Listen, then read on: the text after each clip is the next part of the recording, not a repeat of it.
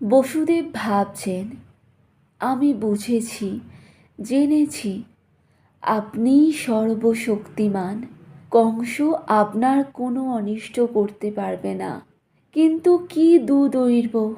পিতৃস্নেহে অন্ধ হয়ে আপনার স্বরূপের কথা ভুলে আপনাকে কংসের হাত থেকে রক্ষা করার জন্য ব্যস্ত হয়েছি।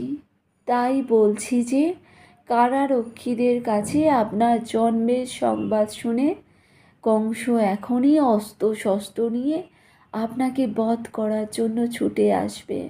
চোখ দিয়ে অবিরল প্রেমাশ্রু ঝরতে লাগলো। অপলক নয়নে তিনি পুত্ররূপী কৃষ্ণকে দেখতে লাগলেন এবং বারবার শঙ্কিত হতে লাগলেন, এই বুঝি কংস এসে পড়ল। ভাগবতকার এইভাবে বসুদেবের অতি অপরূপ ছবিটি ফুটিয়ে তুলেছেন।